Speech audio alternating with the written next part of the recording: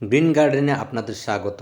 আপনি যদি আমাদের চ্যানেলের নতুন দর্শক বন্ধু হয়ে থাকেন তবে চ্যানেলটি সাবস্ক্রাইব করে আমাদের পাশে থাকবেন এবং নতুন আপডেট পেতে অবশ্যই পাশে থাকা বেল আইকনটি প্রেস করবেন।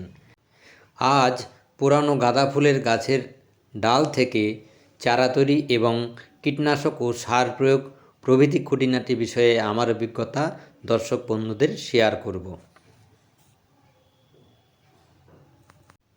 প্রথমেই একটি সুস্থ পুরানো গাছকে গাঁদা ফুল গাছের মাদার হিসাবে বেছে নিতে হবে। তারপর ওই গাছ থেকে ম্যাচিওর ডাল বেছে নিতে হবে। ঠিক আমি যেভাবে বেছে নিচ্ছি সেভাবেই বেছে নিতে হবে। আর এবার নদীর মোটা বালু ধুয়ে পরিষ্কার করে নিয়ে একটি টবে আমি প্রথমে ভরে নেব।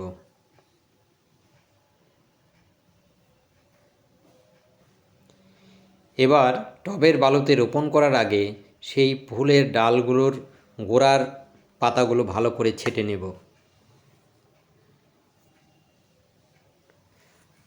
বালুতে রোপণ করার সময় রুট হরমোন প্রয়োজন নেই, তবে হাতের কাছে অ্যালোভেরা জেল থাকলে ব্যবহার করতে পারেন, আর অ্যালোভেরা জেল না থাকলেও চলবে। আমি অ্যালোভেরা জেল ব্যবহার করিনি। রোপণ করার পরে বালুগুলো ভালো করে ভিজিয়ে দিতে হবে এবং প্রতিদিনই লক্ষ্য রাখতে হবে যেন বালুগুলোর মধ্যে ভিজে ভিজে ভাব থাকে, কখনো যেন শুকিয়ে না যায়।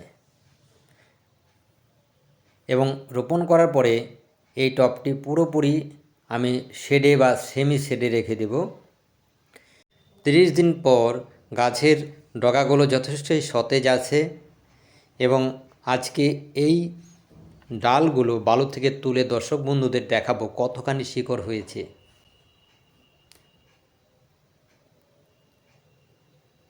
ধীরে ধীরে তুলতে হবে যাতে শিকড় ছিঁড়ে না যায়। দেখুন প্রচুর শিকড় হয়ে গেছে। তবে আমি এই টবে যতগুলো চারা তৈরি করেছি সবগুলো চারা তৈরি করার জন্য পর্যাপ্ত টব আমার এখনও রেডি হয়নি, তাই কিছু প্লাস্টিকের গ্লাসে আমি রোপণ করব আর কিছু আমি টবে রোপণ করব। পরবর্তীতে মাটি তৈরি বা টব তৈরি হয়ে গেলে এই গ্লাসের চারাগুলো আমি ফাইনালি টবে রোপণ করব। এবার এই চারাগুলোর বৃদ্ধির জন্য দ্রুত যাতে বাড়ে এই জন্য 5 গ্রাম ইউরিয়া সার 1 লিটার জলে মিশিয়ে স্প্রে করব 15 দিন পর পর 2 বার। এবং এই চারাগুলোকে ঝোপালো করার জন্য ডগাগুলো কেটে দেবো। ডগাগুলো কেটে দিলে প্রত্যেকটা পাতার গোড়া থেকে নতুন নতুন ডগা বের হবে। সেই ডগাগুলোকে আবার যখন কেটে দেবো আবার সেই ডগার পাতার গোড়া থেকে প্রচুর ডাল বের হবে। এইভাবে গাছগুলোকে ঝোপালো করব।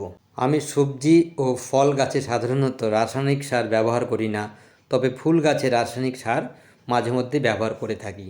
লাল পটাশ ও সিঙ্গেল সুপার ফসফেটের ব্যবহার আমরা সকলেই জানি, তবু এদের ব্যবহার সম্পর্কে দর্শক বন্ধুদের আমার অভিজ্ঞতা শেয়ার করছি। লাল পটাশ গাছে সুস্থ কুঁড়ি ও ফুল আনতে সাহায্য করে, আর ফুলের উজ্জ্বলতা অর্থাৎ ফুল চকচকে করতে চাইলে 16 ইঞ্চি টবে পুরনো গোবরের সঙ্গে 1.5 চামচ লাল পটাশ মিশিয়ে গাছের গোড়া থেকে একটু দূরে ছড়িয়ে দিয়ে মাটি দিয়ে ঢেকে দেবেন। আর সিঙ্গেল সুপার ফসফেট সাধারণত গাছের শিকড় তৈরি, উৎকৃষ্ট কুঁড়ি, ফুল ও ফল আনতে সাহায্য করে।